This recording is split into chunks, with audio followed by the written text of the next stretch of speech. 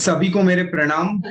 आज आध्यात्म उपनिषद का हमारा 11वां स्वाध्याय है और हमने पिछले स्वाध्याय के अंदर जाना था कि शास्त्र कोई किताब नहीं है, अपितु वह वितरागी परमात्मा के वचन है। और परमात्मा के वचनों में ऐसी सत्यता और गंभीरता है जिसके कारण हमारे अंदर पड़े हुए कषाय, राग द्वेष नष्ट हो जाते हैं। साथ ही साथ हमने ये भी जाना था कि अगर हम शास्त्र के अनुसार क्रिया करते हैं तो हम उस वितराग परमात्मा के वचनों को आदर दे रहे होते हैं, और वितरागी परमात्मा के वचनों को आदर देने से हमें सभी सिद्धियों की प्राप्ति होती है। इसीलिए यदि सभी सिद्धियों की प्राप्ति करना है तो शास्त्र के अनुसार हमें क्रिया करनी चाहिए। इस मुताबिक हमने पूरा जो पिछले स्वाध्याय था उसके अंदर हमने वितराग परमात्मा, उनके वचन, शास्त्र, इसके बारे में डिटेल में जाना था। आज इसी श्रृंखला में हम आगे बढ़ेंगे। मैं स्वागत करता हूं आदरणीय पंडित वर्य प्रोफेसर जीतू भाई शाह का जैन योग के इस मंच पे। प्रणाम जीतू भाई। प्रणाम। महोपाध्याय यशो विजय जी विरचित अध्यात्म उपनिषद, इस ग्रंथ में महोपाध्याय यशो विजय जी ने अध्यात्म का रहस्य हमारे सामने प्रस्तुत किया है। अध्यात्म, स्पिरिचुअलिटी, ये भारतीय संस्कृति की विश्व को सबसे बड़ी देन है। भारत ने विश्व को जो कुछ महत्वपूर्ण दिया है उसमें एक अध्यात्म भी है, स्पिरिचुअलिटी है। स्पिरिचुअलिटी रियल में क्या है, अध्यात्म से क्या अर्थ लेना है, वो हमें इस ग्रंथ से सही रूप में जानकारी प्राप्त होती है। महोपाध्याय यशो विजय जी ने यहाँ शुरुआत में निश्चय नहीं की दृष्टि से अध्यात्म की व्याख्या की और बाद में व्यवहार नहीं की अपेक्षा से भी अध्यात्म की व्याख्या की। उस अध्यात्म मार्ग पर चलने के लिए उन्होंने वचनों का आधार लिया। वचन हमारे लिए जीवन में उस दशा, उस अवस्था तक पहुंचाने में कामयाब रहते हैं जिसके द्वारा हम अपने आत्मा तक पहुंच सकते हैं। आत्मा तक पहुंचने के लिए वचन बहुत ही महत्वपूर्ण बन जाते हैं। जैसे व्यवहार में हम कहीं पहुंचना चाहते हैं और रास्ता भटक जाते हैं तो गोल गोल घूमते रहते हैं, चक्कर काटते रहते हैं, लेकिन हम डेस्टिनेशन तक पहुंच नहीं पाते हैं। तब हम कोई सहारा लेते हैं। वो सहारा आज के युग में, आज के विज्ञान के युग में बदल गया है, लेकिन सहारा सहाय के रूप में हमारे सामने है। फिर वो गूगल ड्राइव, गूगल मैप हो सकता है या जीपीएस हो सकता है, कोई भी हो सकता है, लेकिन वो एक हमारा सहारा है जो हमें भटके हुए, भूले हुए लोगों को अपनी डेस्टिनेशन तक, अपने लक्ष्य तक पहुंचाने में बहुत ही बड़ा सहायक बनता है। यहाँ वचन को सहायक माना है। पहले के युग में, मतलब आज से 10, 15, 20 साल पहले रास्ते भटक जाते थे तो हम रास्ते में खड़े होकर के किसी को पूछते थे। हम पूछते वक्त ही उनके वचन पर गौर कर लेते थे।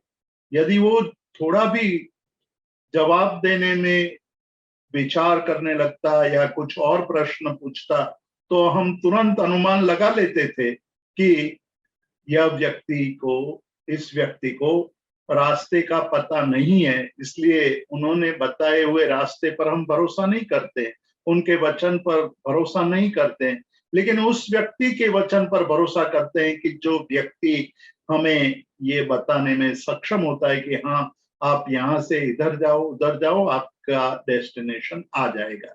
ऐसे व्यक्ति के वचन पर हमें पूर्ण भरोसा होता था और हम उसके अनुसार मार्ग पर चलने लगते थे और अपने डेस्टिनेशन तक पहुंच जाते थे। तो वचन का इतना बड़ा महत्व है और हम इस संसार में अनादिकाल से भटक रहे हैं। हमें पता नहीं है कि कितना काल बीत गया, कितने काल से इस संसार में भटक रहे हैं। और भटकने पर भी हमारी सबसे बड़ी विचित्र परिस्थिति तो यह है कि हम भटक रहे हैं, फिर भी हमें भटकने का एहसास नहीं है। हम ऐसा मानते ही नहीं है कि हम भटक गए हैं। हम तो यही मानते हैं कि हमें जो प्राप्त करना था, हमें जो जहां पहुंचना था वहां पहुंच गए। वास्तव में ऐसा नहीं है, इस संसार में भटक रहे हैं। उसमें वचन किसके, वो वचन को हमें प्रमाणभूत मानना चाहिए, उसका जवाब देते हैं।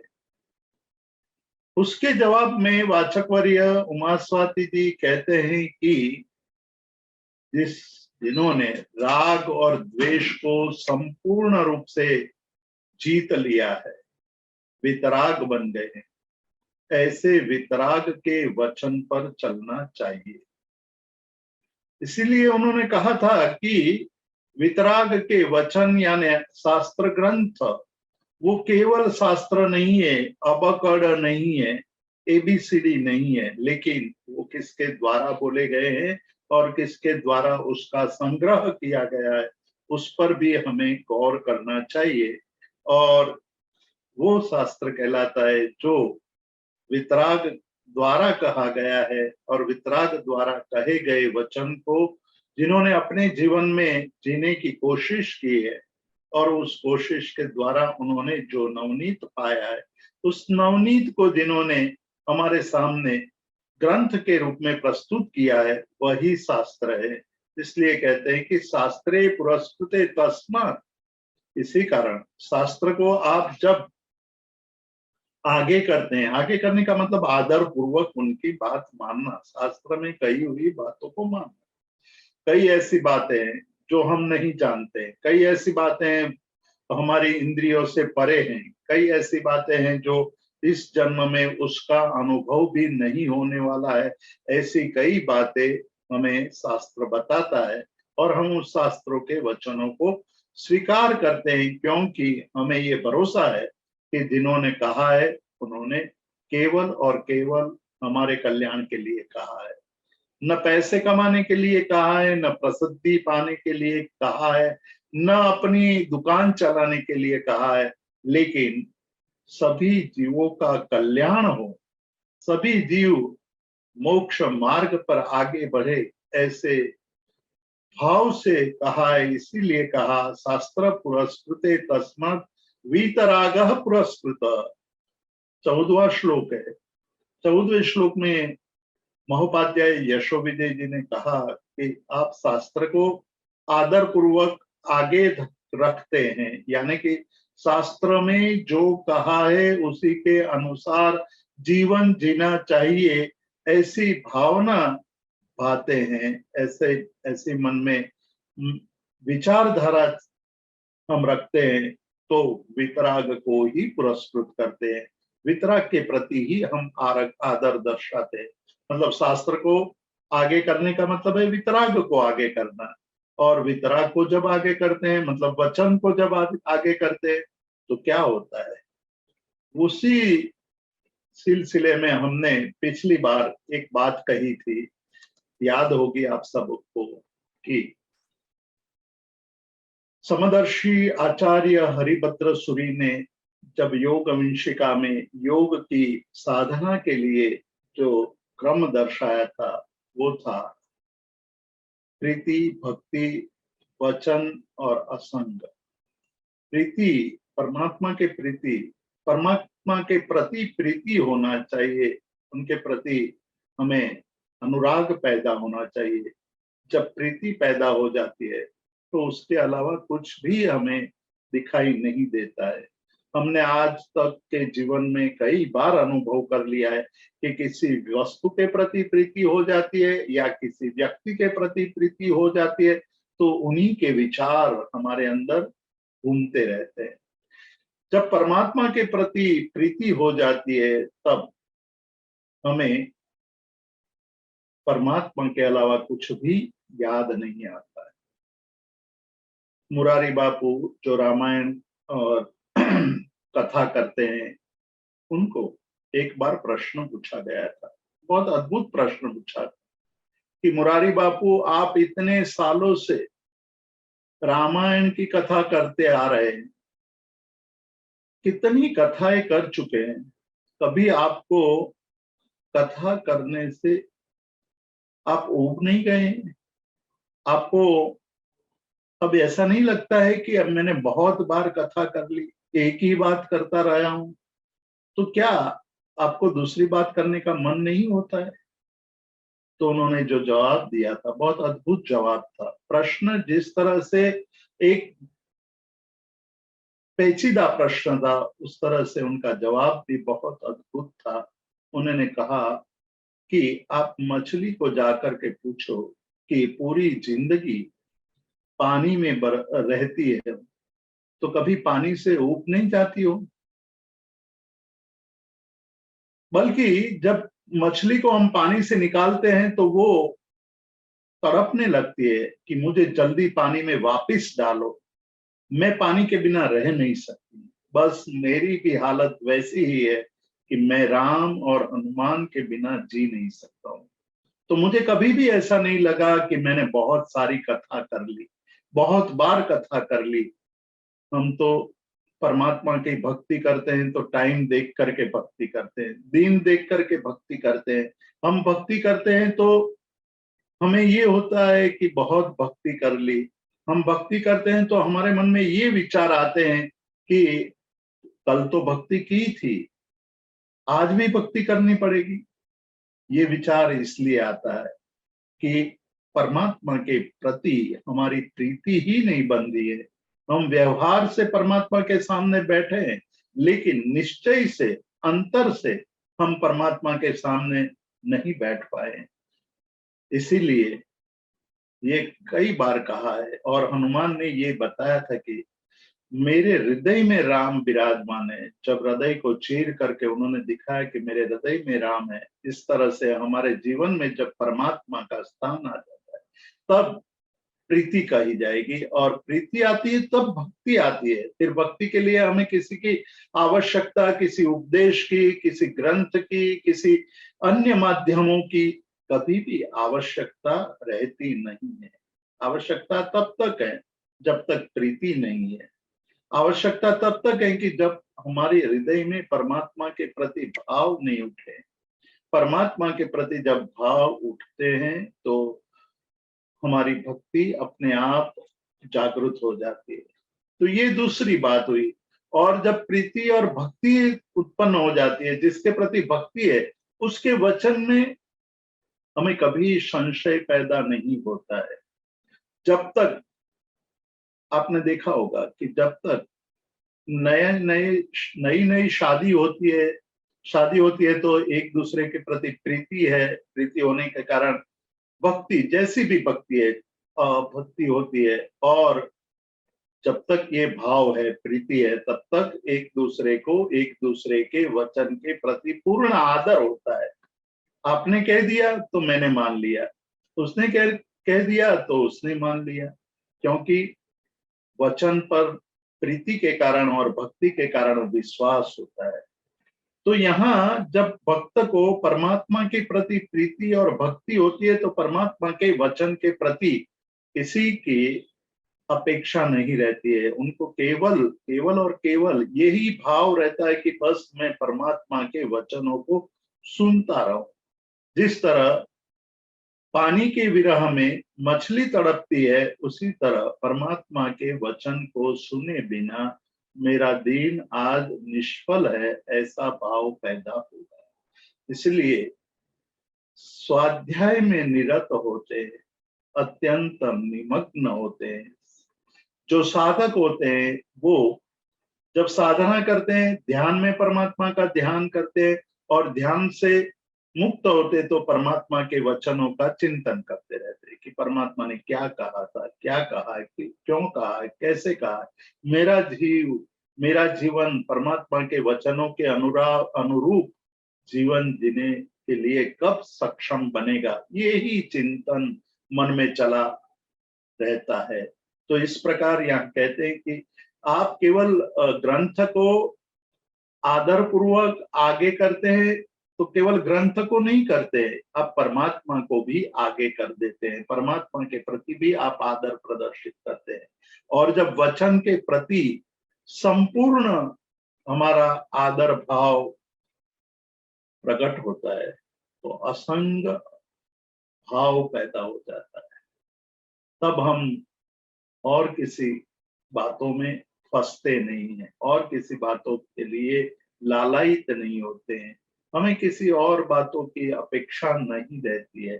तो ये बात यहाँ पुरस्कृत शब्द से हमारे सामने रखा और अंत में कहा कि पुरस्कृत से क्या लाभ होगा। परमात्मा के वचन को पुरस्कृत किया, परमात्मा को पुरस्कृत किया। परमात्मा को पुरस्कृत करने से यदि योग साधना की बात करें तो प्रीति भक्ति वचन और असंग अनुष्ठान आ जाता है, असंग तक पहुंच जाते हैं। तो वही कहते हैं यहाँ कि नियमात निश्चय रूप से सर्व सिद्धय, आपको सभी प्रकार की सिद्धियां प्राप्त हो जाएगी। सिद्धियां प्राप्त करनी हो तो बस ये क्रम यहाँ बता दिया, छोटा सा क्रम है पर बहुत ही महत्वपूर्ण क्रम दर्शाया है।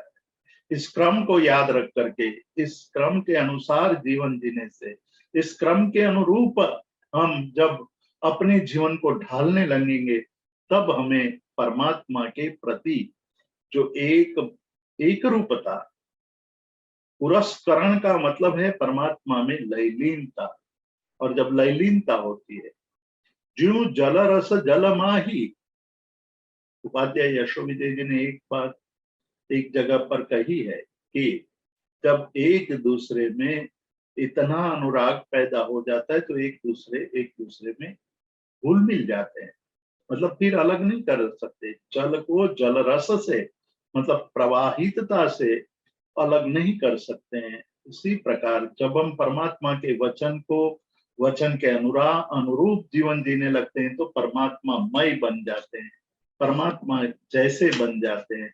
और इसीलिए अन्य दर्शनकारों ने यहाँ समापत्ति शब्द का प्रयोग किया, खास करके पतंजलि सम आपत्ति ने पिछली बार आपत्ति शब्द का अर्थ किया था।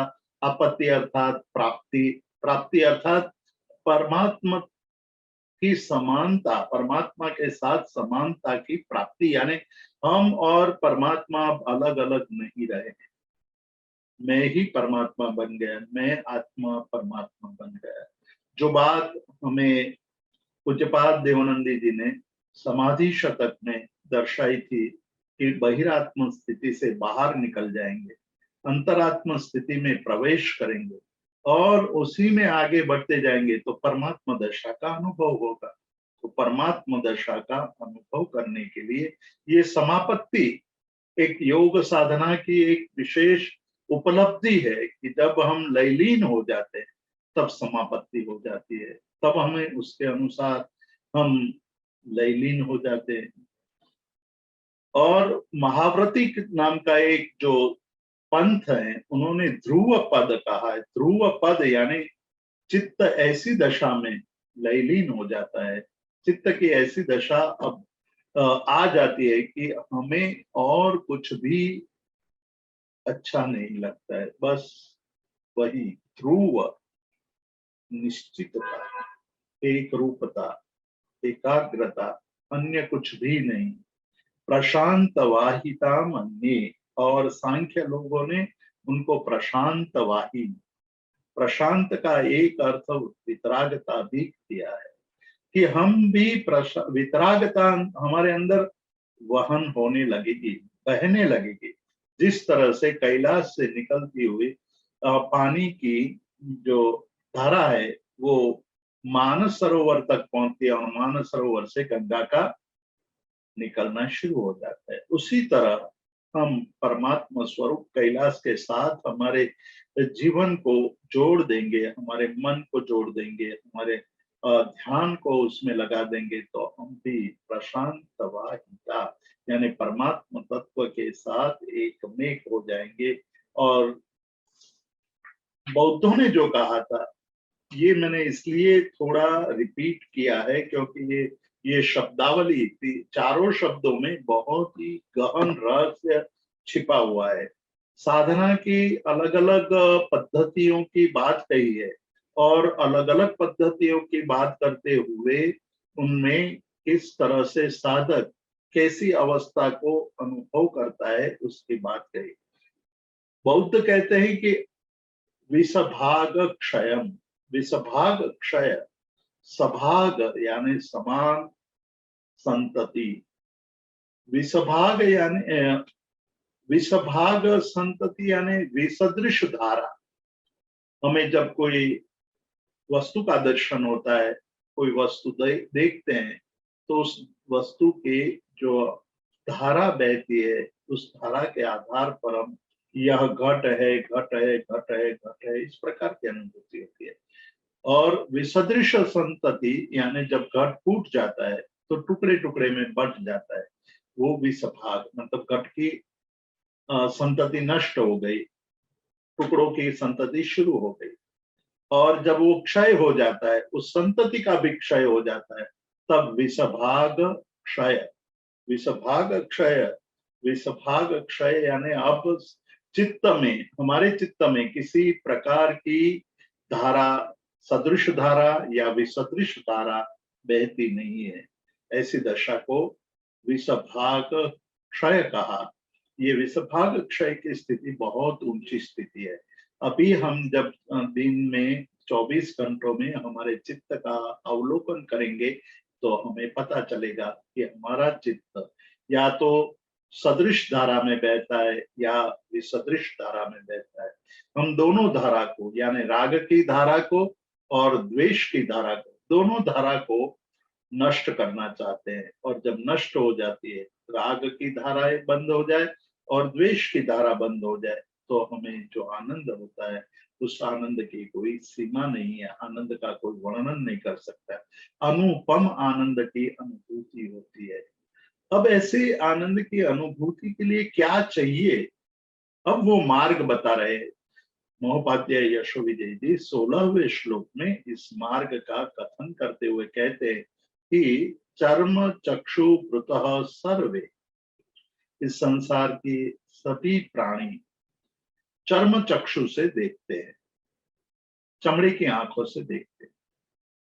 सर्वे शब्द का प्रयोग यहाँ किया है, वो इसलिए किया है कि जिसमें चक्षु भी नहीं, चक्षु नहीं है, वो भी इंद्रियों के द्वारा चक्षु का कार्य कर लेते हैं।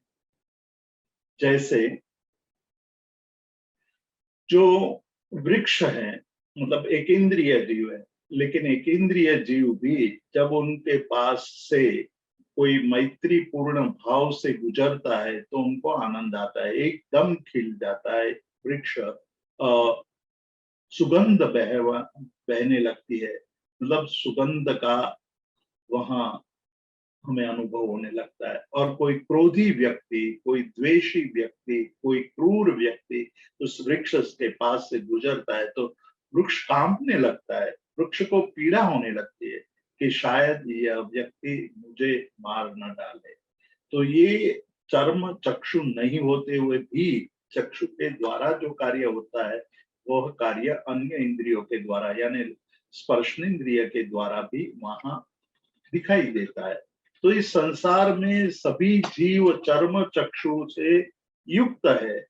देवाश्च अवधि चक्षुष, और देवता है, उनके पास अवधि ज्ञान रूपी चक्षु है।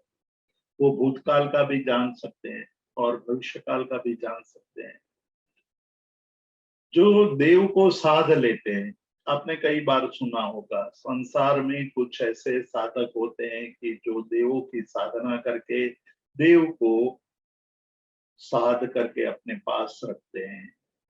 जो देव को साध लेते हैं उनके द्वारा हमें भूतकाल और भविष्य काल की जो बात होती है उस बात का पता चलता है। हकीकत में वो देव ही बताते हैं। एक बहुत बड़ी बात आती है कि एक ज्वाला मालिनी या कर्ण पिशाची नाम की एक देवी है।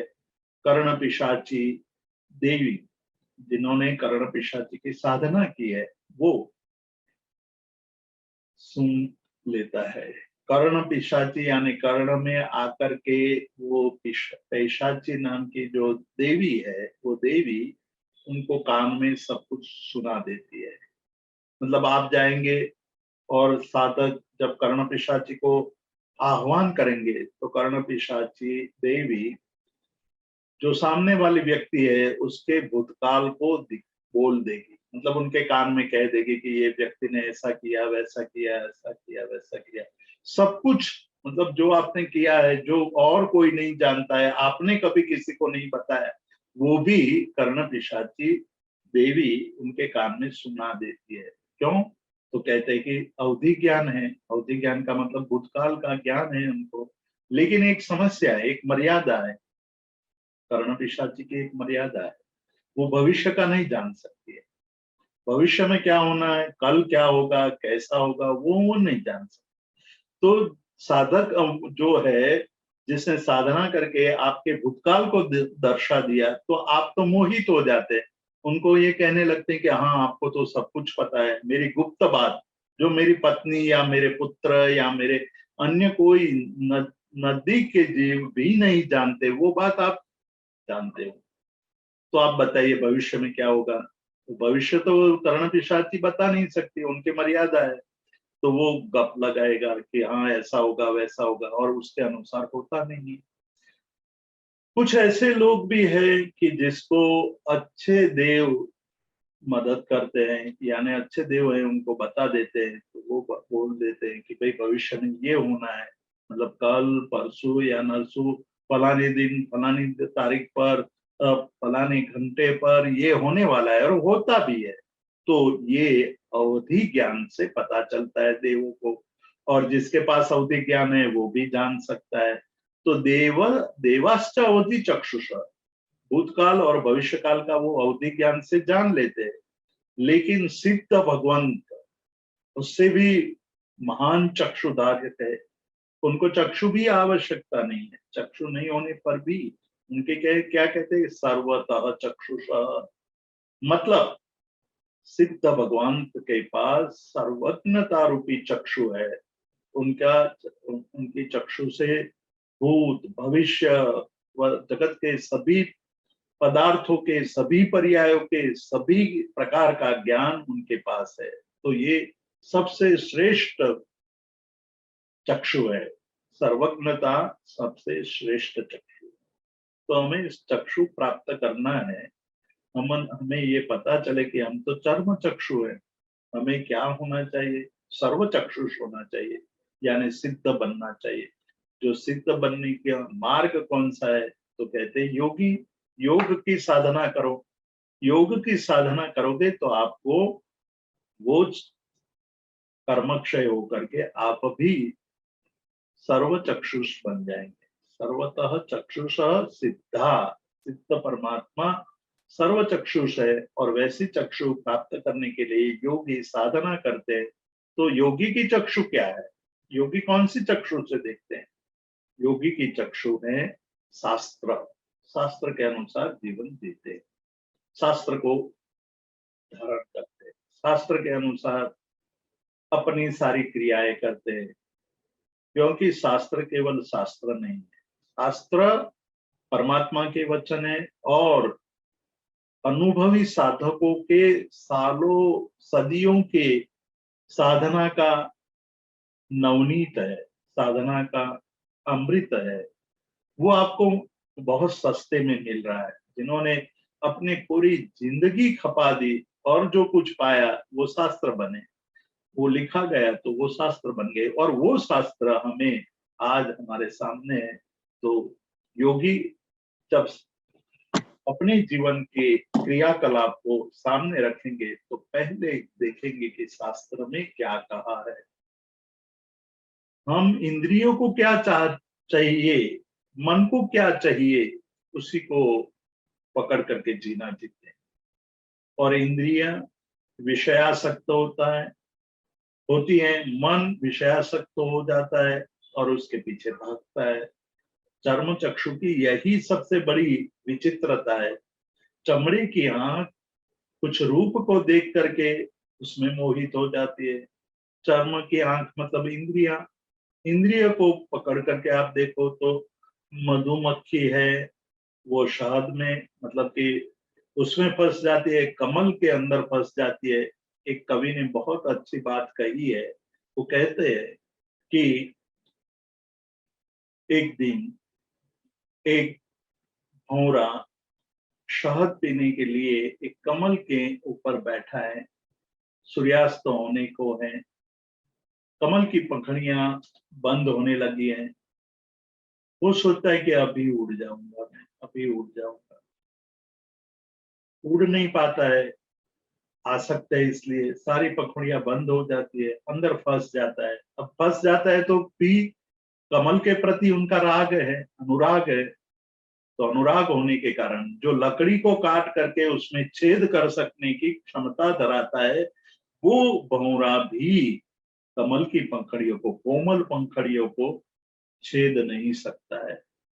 और क्या सोचता है कि रात्रि गमिष्यति भास्वानुदिश्यति सुप्रभातम भविष्यति, कमल की पंखड़ियां खुल जाएगी, मतलब रात्रि चली जाएगी, सुबह पड़ेगी, सुबह होगा और सूर्य निकल आएगा, सूर्य के किरणों से ये पंखुड़ियां खुल जाएगी और मैं उड़ जाऊंगा। लेकिन उड़ने की ताकत उसको कैद में से, उसमें फंसा है, उसमें से निकलने की शक्ति होते हुए भी राग के कारण फंसा हुआ है। और कहते हैं कि सुबह हस्तियों का, हाथियों का एक जूथ आता है और वो सारे कमल वन को उजाड़ देता है। तो वो कमल की पंखुड़ियां कभी भी खुलती नहीं है और अंदर फंसा हुआ भौरा मर जाता है। संसारी की यही हालत है। संसारी इंद्रियों के वश होकर के, मन के मनोनुकूल व्यापारों में फंस करके, बुद्ध ने एक बहुत अच्छी बात कही है धम्मपद में कि सर्वम मनोपुवंगमा धम्मा, मतलब ये सारे मनुष्य हैं, वो मनुष्य मन के अनुसार ही अपनी इच्छाओं के अनुसार जीवन जीते हैं और उसी में फंस जाते हैं। तो जब तक हम मन को पुश करते रहेंगे तब तक हम फंसे रहेंगे, तब तक हमें पीड़ा होती रहेगी।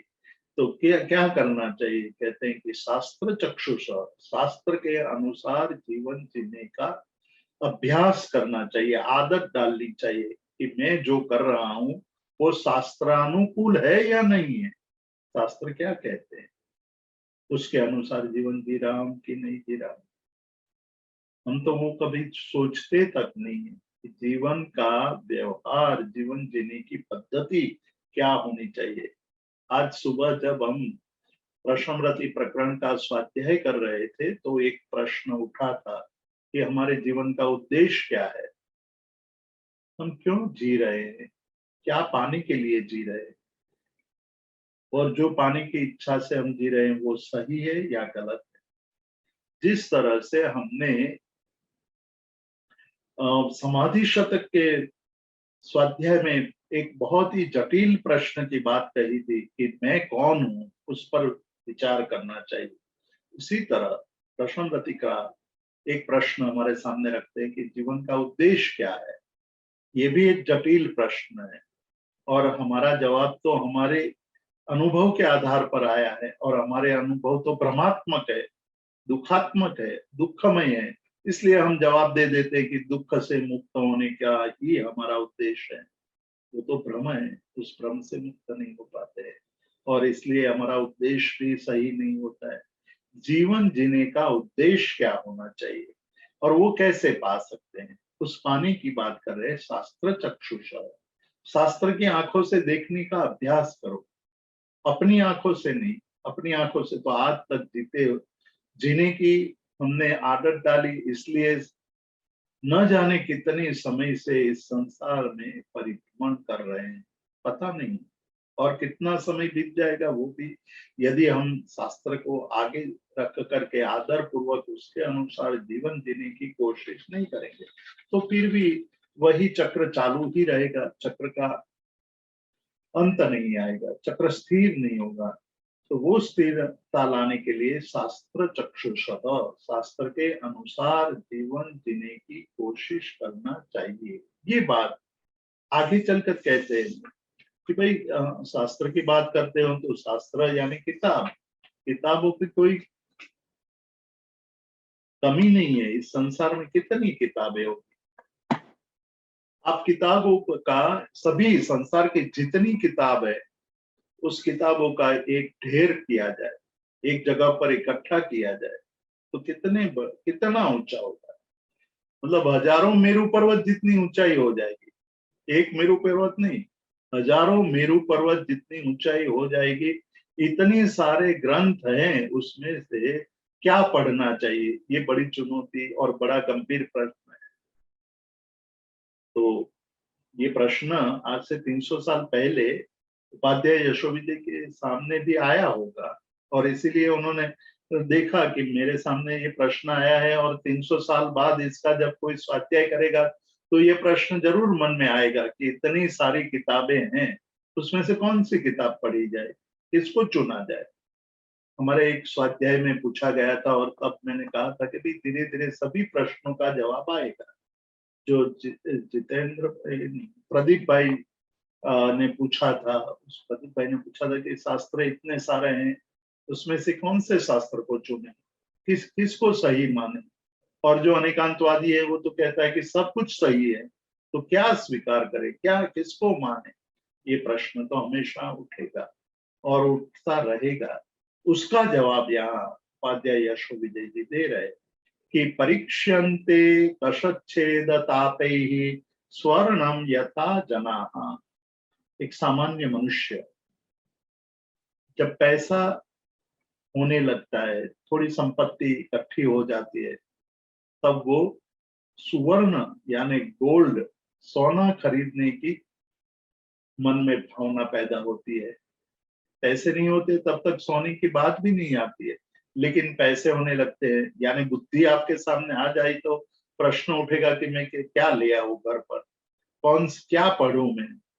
आप जब अमेरिका जैसे देश में निवास करते हो तो बड़े बड़े स्टोर होते हैं किताबों के। अभी तो शायद बदल गया है, इंटरनेट के कारण आपके सामने पूरी दुनिया बदल चुकी है, लेकिन आज सुविधा भी बढ़ गई है कि आपके हाथ में, आपके पास हजारों नहीं लाखों ग्रंथ आपके हथेली में आ सकते हैं।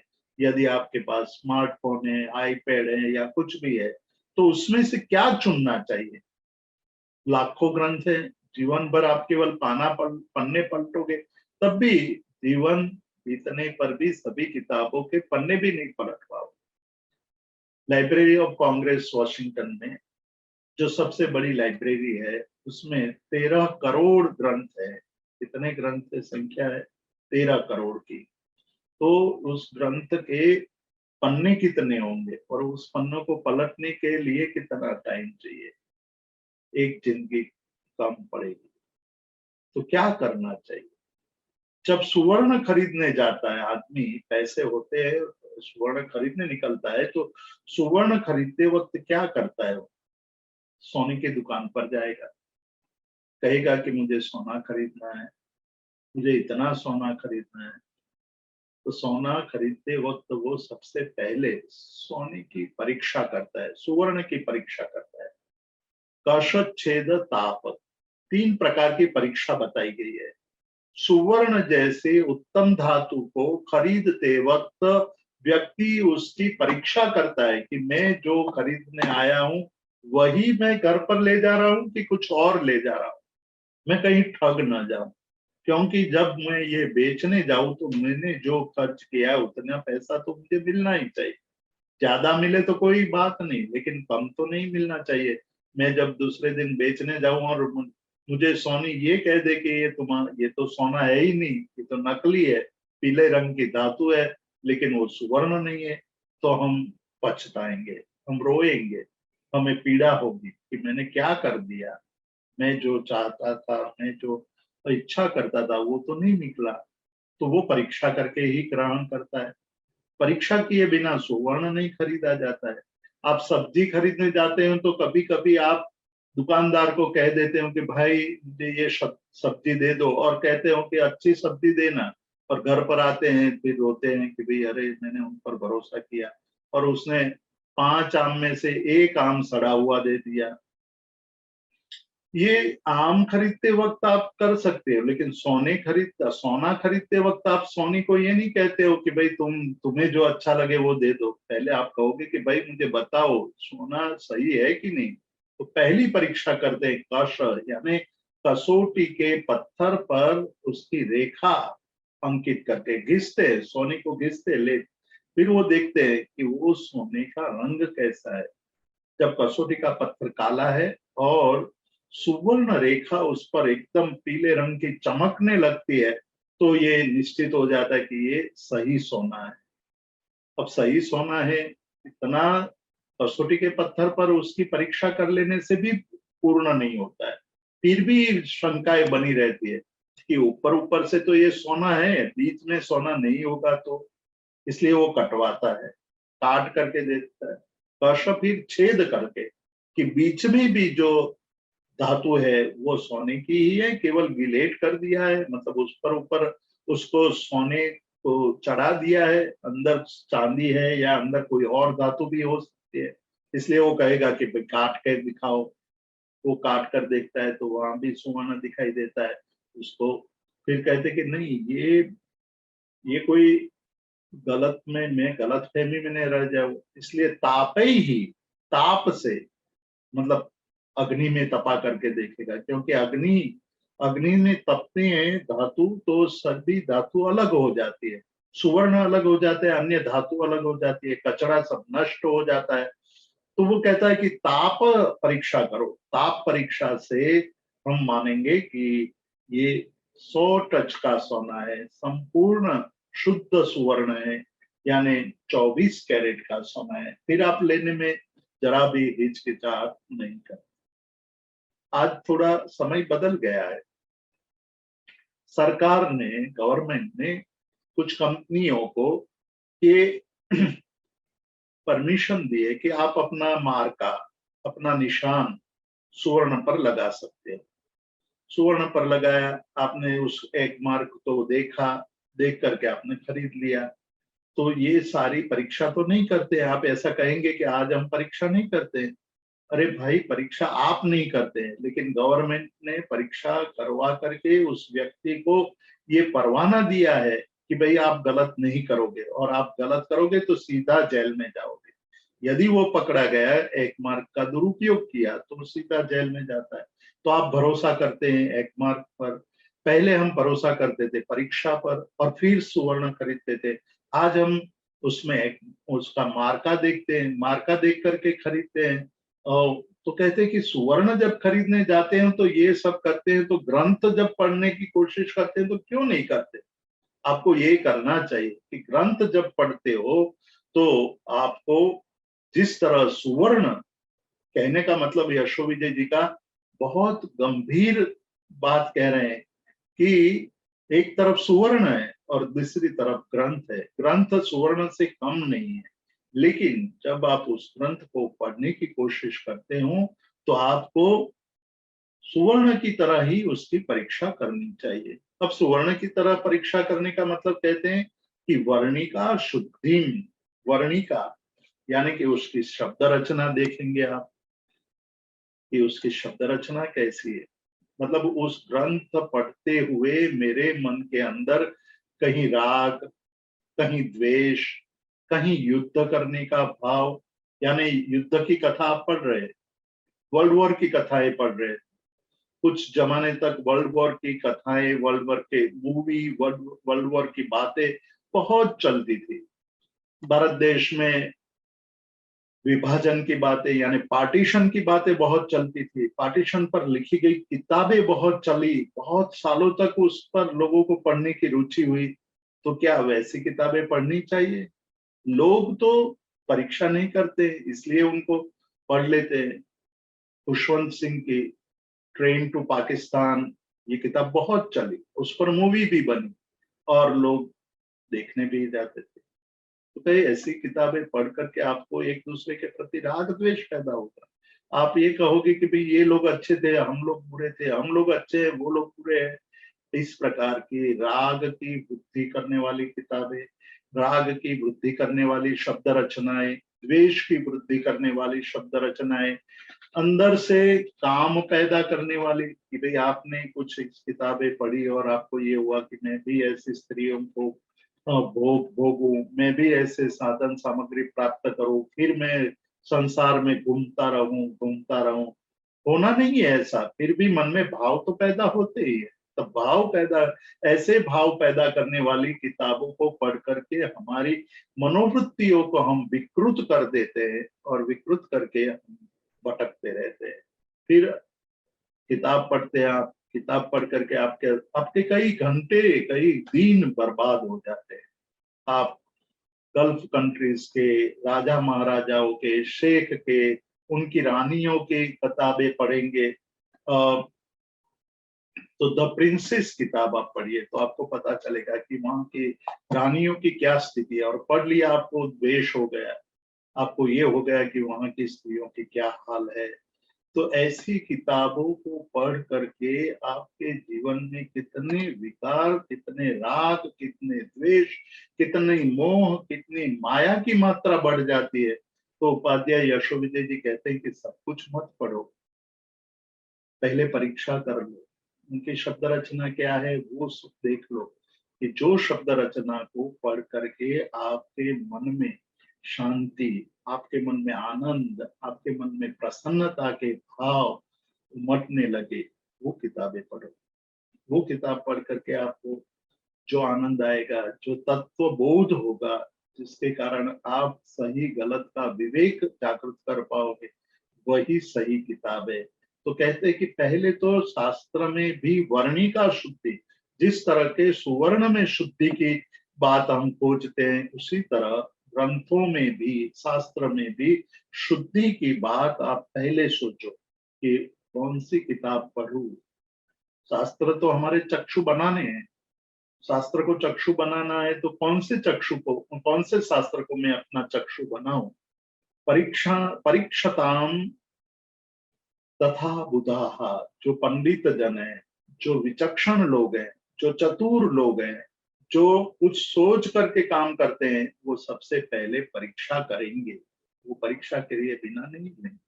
आप कपड़ा खरीदने जाते हैं तब भी देखते हैं कि ये कपड़े का रंग मैं धोऊंगा तो किसी निकल नहीं जाएगा, ये कपड़ा सिकुड़ा का नहीं, कपड़ा बड़ा नहीं हो जाएगा, क्योंकि मैं इसको सिलाऊंगा, मैं उसके कपड़े पहनूंगा तो वो फिर एक बार पहन करके दूसरी बार पहनने लायक नहीं हो, तो वैसा कपड़ा नहीं खरीदते हैं।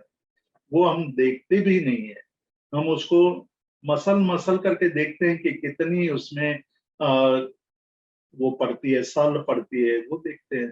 पर जब हमें लगता है कि नहीं ये अच्छा अच्छा कपड़ा है, हम ले आते हैं।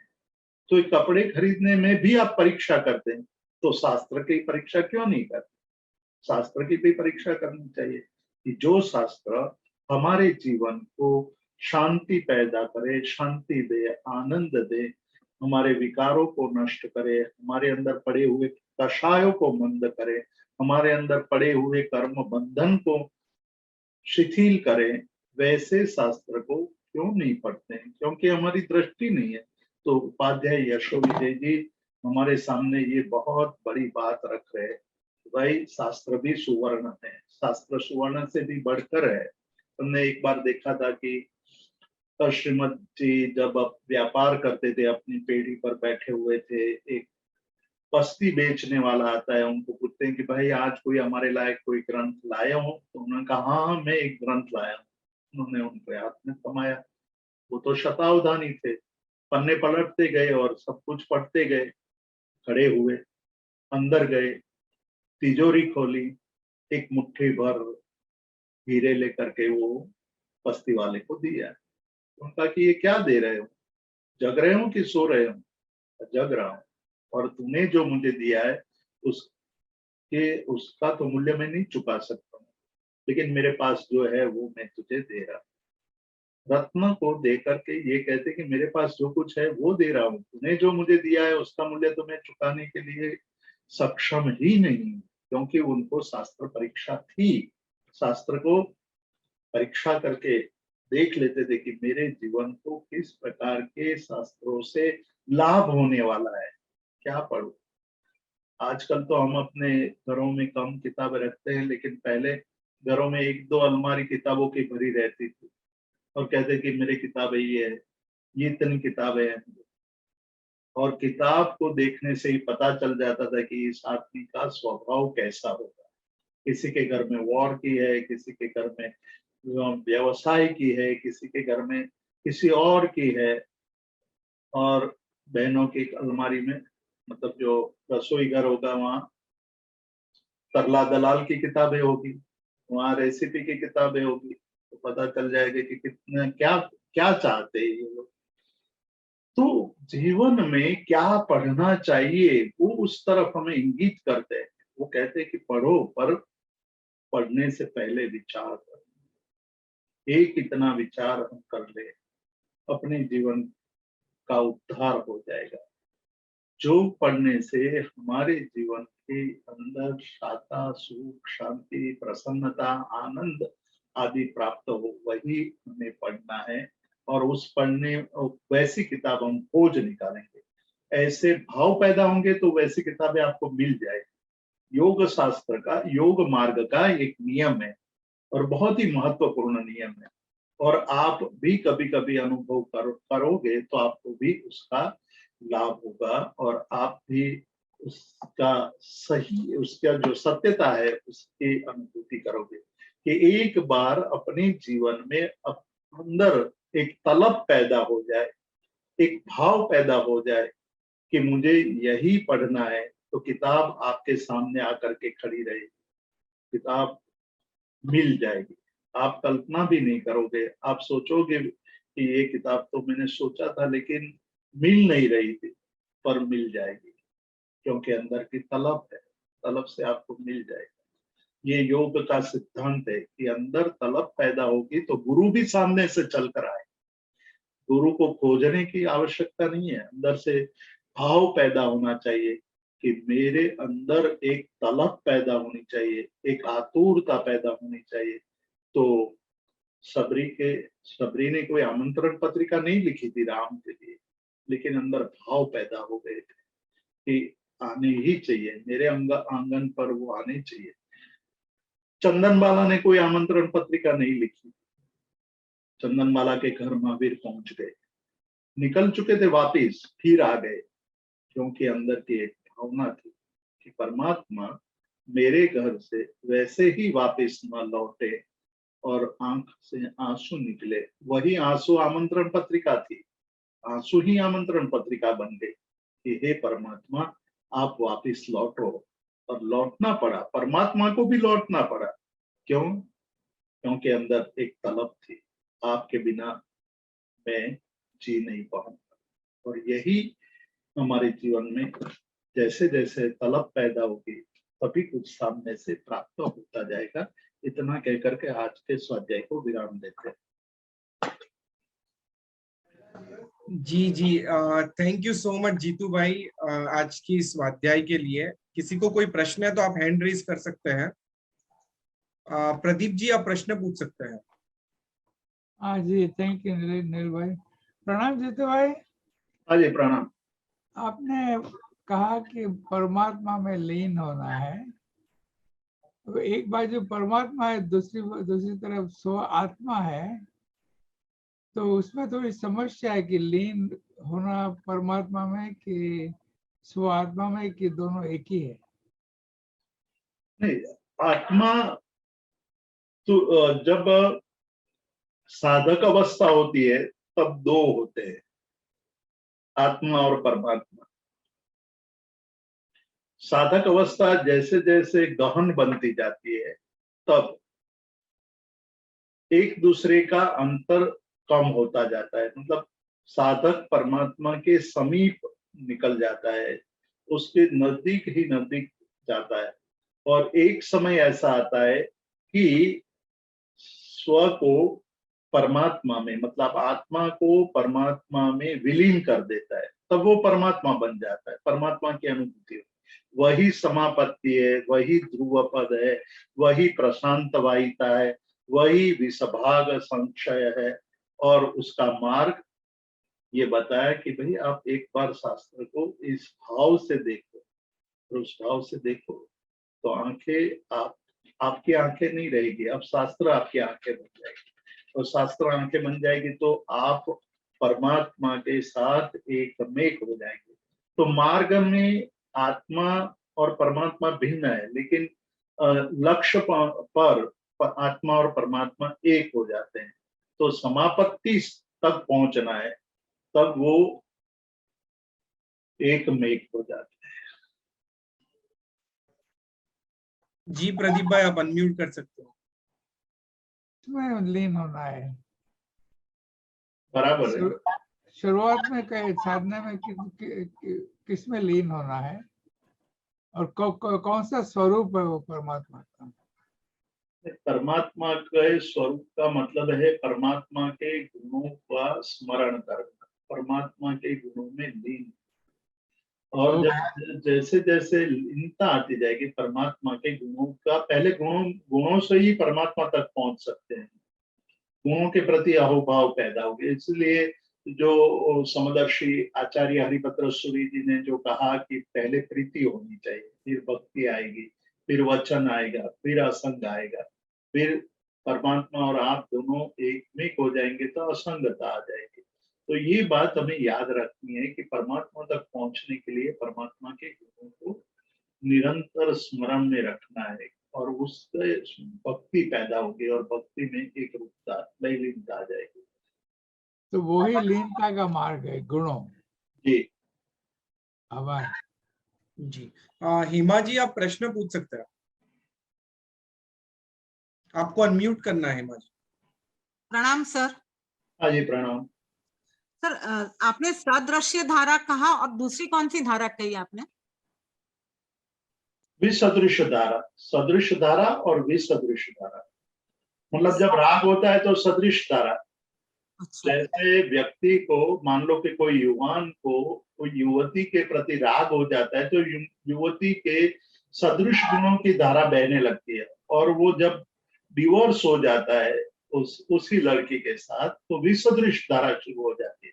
तो उनकी पद पद पर उनका दोष ही दिखाई देता है कि वो ऐसी थी, वो ऐसी थी, वो ऐसा बोलती थी, वो गलत बोलती थी, वो वैसा करती थी, वो गलत बोलती थी।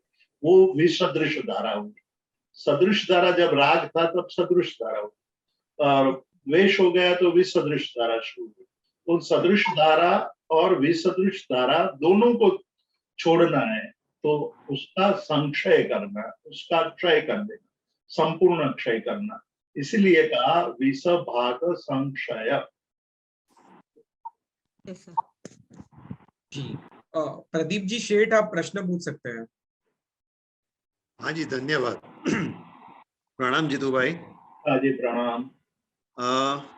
प्रदीप भाई के प्रश्न को ही एक स्टेप आगे ले जाते हुए आपने बताया कि जब साधक होते हैं तो एक जीवात्मा होता है, एक परमात्मा होता है, और परमात्मा के गुणों को धारण करने से, साम्य पर बढ़ने से जीवात्मा परमात्मा में विलीन हो जाता है।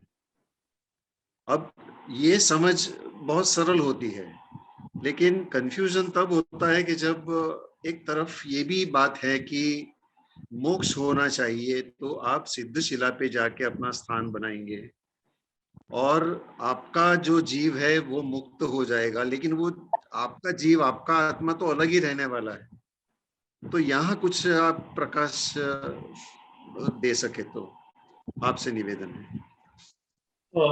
आपके एक प्रश्न, जो बहुत पहले एक प्रश्न आपने पूछा था कि कौन सा ग्रंथ चुनना चाहिए, उसका जवाब आ जाए आपको ये स्मरण में।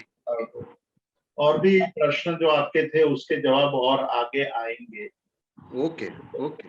उस वक्त मैंने जवाब नहीं दिया था, वो उसी कारण किया था कि जवाब आगे और यशो विजय जी महाराज के शब्दों से हम जानेंगे, इसलिए अब जो आपकी बात है कि एक कमरा है, उस कमरे में एक दीपक लाए आप, तो दीपक कारण वो प्रकाश है फैला हुआ, उसमें एक दूसरा दीपक ला दिया, तो जी। दोनों दीपक के प्रकाश क्या हो उस समय, अलग है या एक है? प्रकाश तो एक ही होने वाला, आप क्या कहोगे? प्रकाश तो एक ही होगा, दीपक प्रकाश भले, तो फिर दो दीपक क्यों है? मतलब सोर्स दो है लेकिन इफेक्ट एक ही है। तो सोर्स हम कह सकते, बात सही है आपकी, लेकिन अलग भी है और एक भी है। यहीं जी। से याद आता है कि दोनों दीपक के प्रकाश भिन्न भी है और समान भी है। सिद्ध जी। अवस्था में दो आत्मा मिली हुई भी है और अलग भी। जी जी ये अवस्था जब हो जाती है तो सभी आत्मा समान हो जाती है। जिस तरह दीपक का प्रकाश, एक कमरे में 100 दीपक रख दिए तो जी 100 दीपक के प्रकाश एक साथ मिल गए, और जी 100 दीपक के प्रकाश अलग भी है। उसी जी तरह अनंत सिद्ध शिला पर अलग भी है और एक भी है। भी है। जी खूब धन्यवाद। जी महेंद्र भाई शाह प्रश्न पूछ सकते हैं। प्रणाम जीतू भाई। हाँ जी प्रणाम। आज के स्वाध्याय में जो आपने बताया, सबसे पहले प्रीति होनी चाहिए, वचन अनुष्ठान, प्रीति अनुष्ठान जो बताया, पहले प्रीति, फिर भक्ति, फिर वचन, फिर असंग। ये आपने बताया वो श्रीमद जी ने बताया वही है। आप्त पुरुष ना वचन नी प्रतीति रूप आज्ञा नी बात वही है। अपरो। ये बहुत शास्त्रों में ये बात कही गई है। मूल ये जो प्राचीनतम स्वरूप है वो हरिभद्र सूरी महाराज ने अपने लोकविंशिका आदि में बताया। बरोबर, वही बात है ना, वही है, क्योंकि उसमें आज्ञा की अपूर्व रुचि रूप, स्वच्छंद निरोधपणे, भक्ति रूप। वही बात है। ओके, आभार। जी जी, और किसी को कोई प्रश्न है तो हैंड रेज कर सकते हैं। हाँ जीतू भाई, और कोई प्रश्न है नहीं है सच, तो हम आज के स्वाध्याय की विराम की ओर आगे बढ़ सकते हैं। बहुत बहुत धन्यवाद करता हूँ जैन योग की ओर से, बहुत ही सुंदर आज का स्वाध्याय। और आज हमने 16वें ग्रंथ का स्वाध्याय किया। अब अगले स्वाध्याय के अंदर हम आगे बढ़ेंगे। जगत के सभी जीवों का कल्याण हो, जगत के सभी जीवों का मंगल हो, जगत के सभी जीव हमारे मित्र है, कोई भी हमारा वैरी नहीं, इस भावना के साथ प्रार्थना। अणु परमाणु शिव बनी जाओ, अखा विश्व नु मंगल थाओ, सर्वे जीवो मोक्षे जाओ। खामेमि सव्व जीवे, सव्वे जीवा खमंतु में, मित्ति में सव्व भूयेसु, वैरम मज्जन केणै, सर्वथा सौ सुखी थाओ, पापना कोई आचरो, राग द्वेषति मुक्त वनीने, समता सौ समाचरो। सभी को मेरे प्रणाम। जीतू भाई प्रणाम। हाँ।